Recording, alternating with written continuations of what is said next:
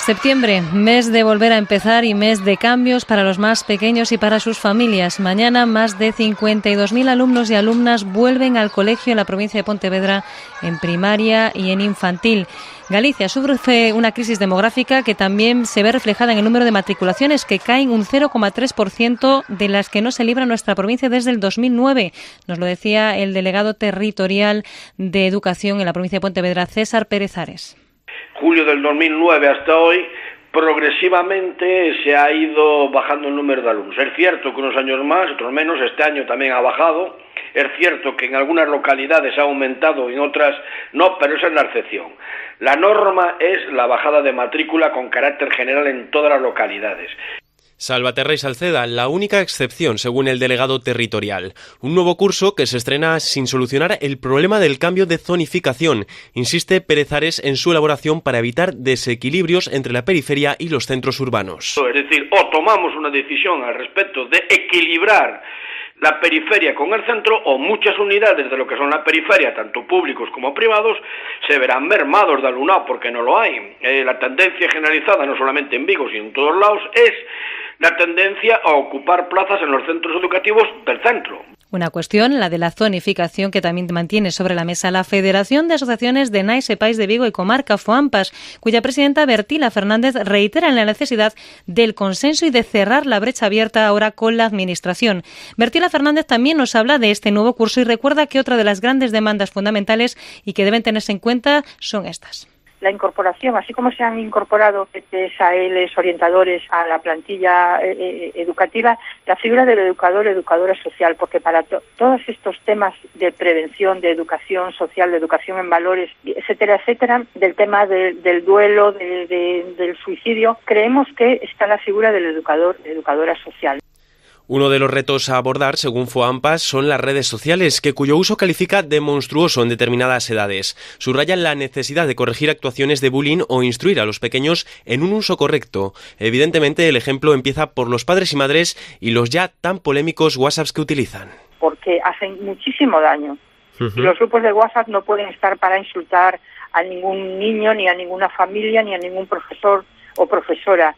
Simplemente, si se tienen, es para temas muy específicos ni para resolverle los problemas a nuestros hijos e hijas. Es decir, un mes este de septiembre que con la vuelta al cole se ha convertido para muchas familias en un mes rojo a marcar en sus calendarios porque lo notan en el bolsillo y es uno de los meses más duros para sus bolsillos, según nos recuerdan desde la Unión de Consumidores de Galicia. Lo hacía su portavoz en comunicación, Rebeca Sánchez. É unha realidade de fai moitos anos, estamos a falar dos maiores desembolsos económicos para as familias galegas ao longo do ano, ¿no? Entre material escolar, roupa, libros, outras cuestións como poden ser as actividades extraescolares o transporte, etcétera.